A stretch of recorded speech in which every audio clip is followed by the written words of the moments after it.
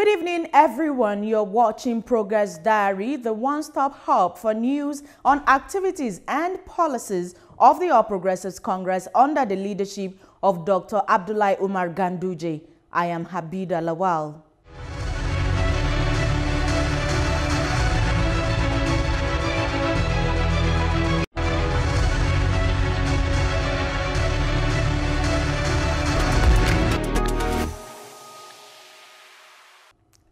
The National Working Committee of the All Progressives Congress has restrained the Benue State Caretaker Committee of the party from dissolving the local government structure of the party. Benue State High Court last Wednesday restrained the APC NWC from dissolving the State Working Committee. Despite of the court order, the National Working Committee of APC later announced the dissolution of the Agada-led State Working Committee. The NWC said the terms of reference had been stated and the caretaker committee had been asked not to go beyond it.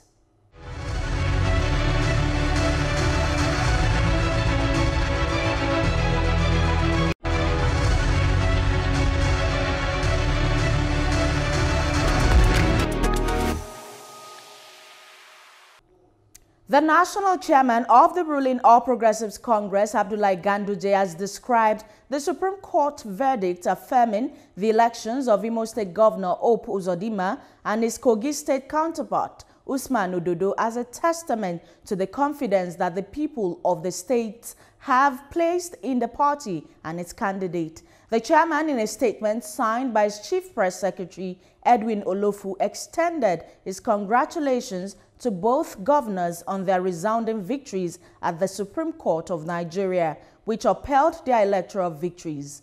While commending the landmark judgment, Abdullahi Ganduje notes that the court verdict was a reaffirmation of the rule of law and the integrity of Nigeria's judicial system.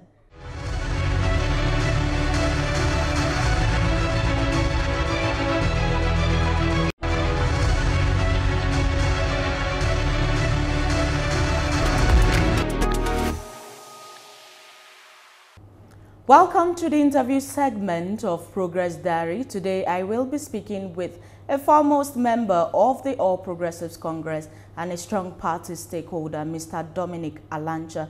You're welcome. Thank you for having me. I'd like to ask, the APC is expecting the most awaited National Executive Council meeting slated for 12th of September. What do you think party faithful should look forward to in terms of possible outcomes of this meeting? Well, I think the National Executive Meeting of our great party, the All Progressive Congress, is long overdue. So party members are excited. We, advocate that there should be, NEC to rectify a lot of things, that has happened. Recall that you remember that, by our constitution, that the NEC is the principal executive body of the party and they are saddled with a lot of responsibility. For example, considering, report from states, it's one of their responsibility to sit down, and look at, reports that are coming in from, state and then rectify them. And then another thing is that they ensure that, the party secure all elections for every, candidate, of the party that are filled in various elections. So, and you know that Edo election is by the corner, Ondo election is by the corner. So these are some of the things, they need to meet and also rectify. There are also a lot of appointments that have been made into, national positions that need to be rectified. Some people were upgraded to ministerial were given ministerial appointment. Some others, maybe resign or move away, move or decamp from the party and stuff like that. So those positions, both from the ward level to the state, local government level to the state level, up to national, are some of those things that the neck of the party will need to meet and then ratify. So party faithfuls are very, very expectant. They are hopeful that all of this, when they meet, they will consider all of this, rectify them so that the party will continue to make progress. So there's also this misconception about maybe there's a rift between the APC state governors and the president concerning the judgment on local government autonomy. Do you think this will also come to fore? Well, I don't think that should be an issue because, you know, it's a Supreme Court judgment. Why should anybody, you know, have a rift with Mr. President over a judgment that Supreme, you know, Court gave? Because if you look at that judgment really, and you see, the governors need to begin to identify themselves with the people, because the people are excited with what Mr. President have done, and it has, you know, boosted the image of our party, you know, across, you know, the nation, you know, the state, you know, positively. So I don't think any governor should, you know, that should constitute an avenue where they should have any rift with Mr. President, because if they do that, I think they are pinching, you know, themselves against the people. Now, what would you rate Mr. Abdullahi Ganduje's administration on what scale would you rate it as, and how has it fared so far in the last 1 year? Well, given the challenges that were on ground before he came, you know, we came out of election, the 2023 general election. Definitely there are a lot of acrimonies here and there. He came at that time, inherited the challenges that were on ground. So for me, I think I should give him 60%. He has done fairly well, you know, in piloting the affairs of the party, even though there are some areas that we really do not agree with some of the things he's doing. For example, in my state, Benue State. I was just going to come to the matter of Benue State with regards to the handlings of the internal party crisis. How well has the party been able to stabilize some of this crisis in Benue State and some other little places too? In Rivers State as well, you have a caretaker committee, and now Benue State. How has it been handled, not forgetting that governors are the leaders of the party in their various states? Yes, you see, that's one thing that I think that the party is doing that is not quite right.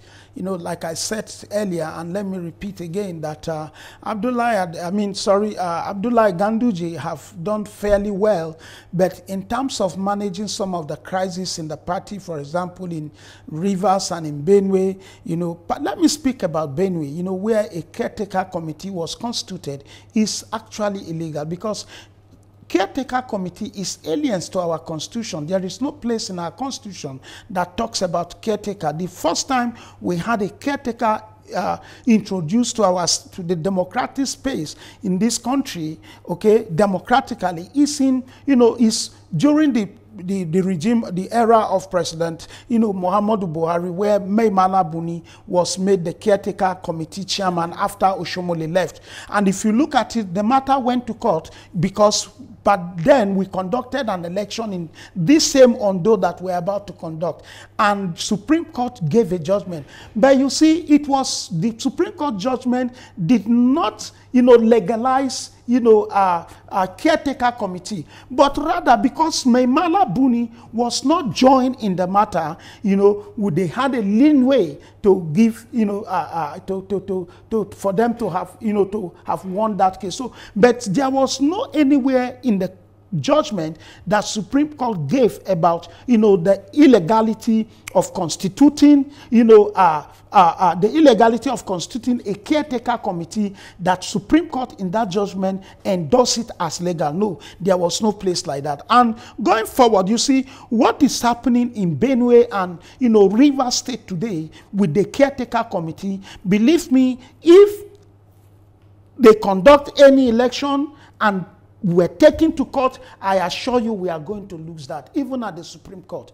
But do you agree that governors are the party leaders in the state? Definitely, governors are the party leaders in the state. But that does not mean that, you know, they should begin to interfere with party activities. okay? For example, in my state, Benue State, where we brought Governor Alia on and gave him the seat on a platter of gold, he wasn't.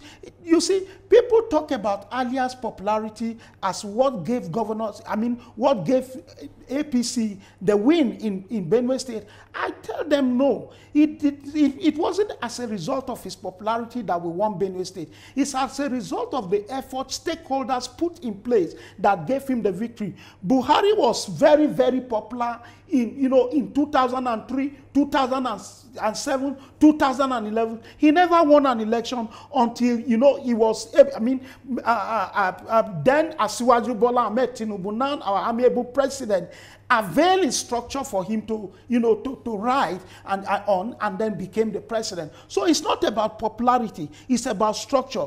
Now we have given him that platform. He has become the governor, no doubt about it. We respect him, but he's trying to destroy the very structure that put him there as the governor. It's unacceptable.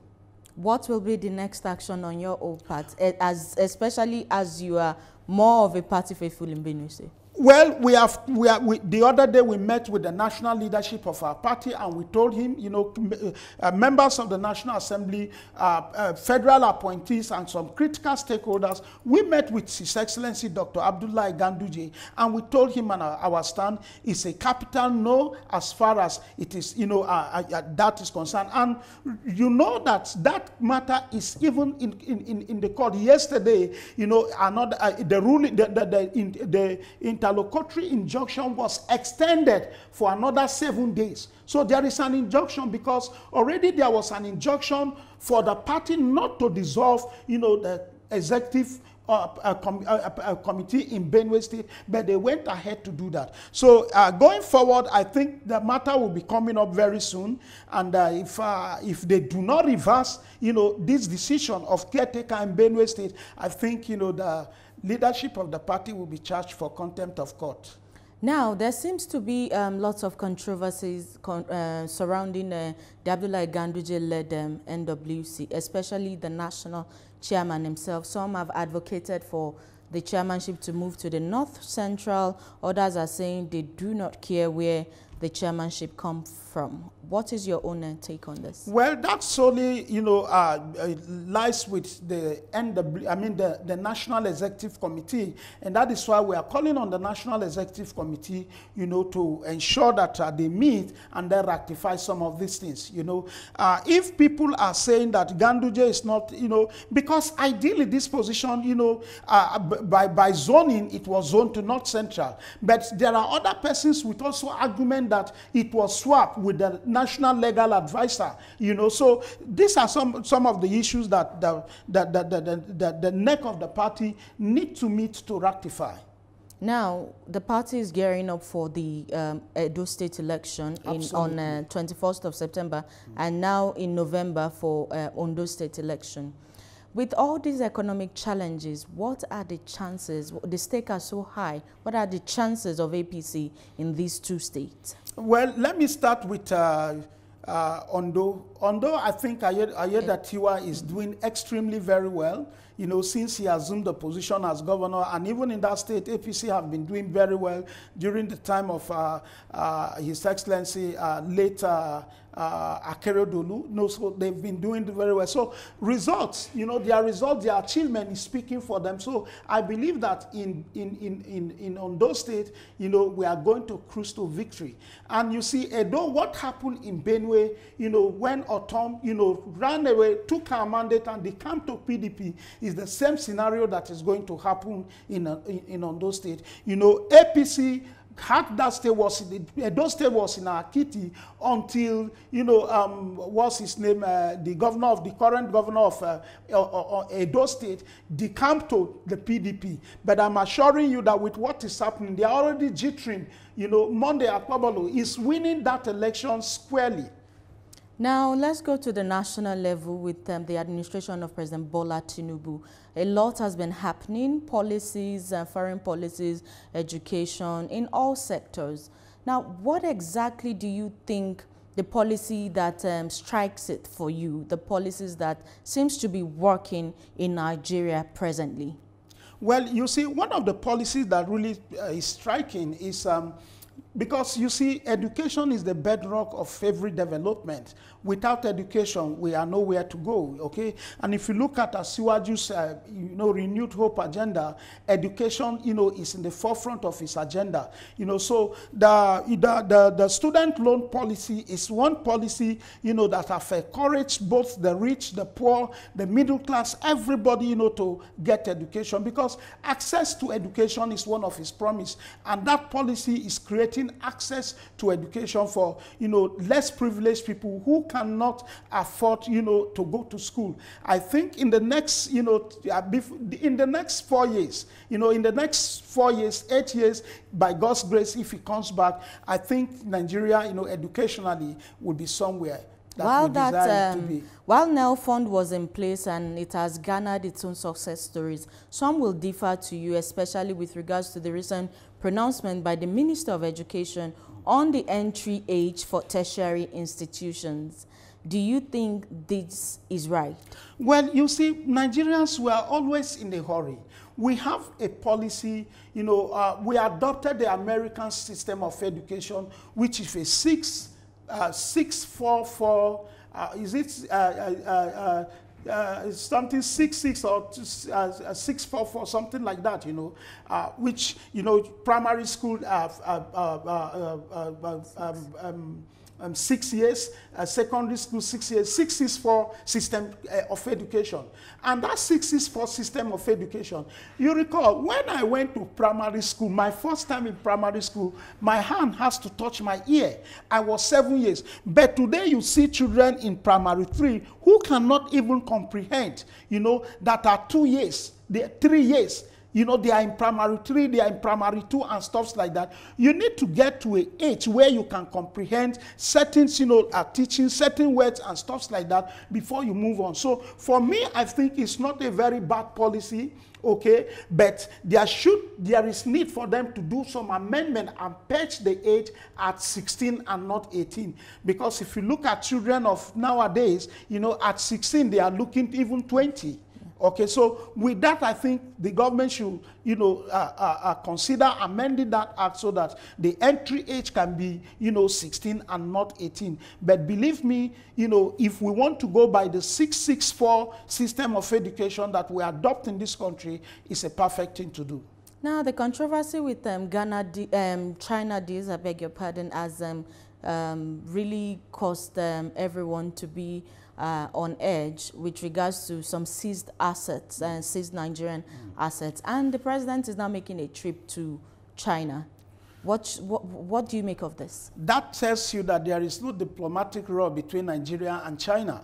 Okay, and I like it when, I think, was it the Minister of Finance or one of the high cabinet member came out to warn Nigerians that, look, before you sign any deal, you need to carry the federal government along so that you don't go and sign obnoxious, deals, that will put your country, at stake, in danger, because of, what you are looking for and stuff like that. So I think this clearly have shown that there is no diplomatic row between Nigeria and China, so it's a positive one for Mr. President to visit China and then, again, cement, our bilateral relationship, with China. Thank you very much. A very fine place to leave it. I've been talking with Mr. Dominic Alancha, who is the foremost APC member and stakeholder.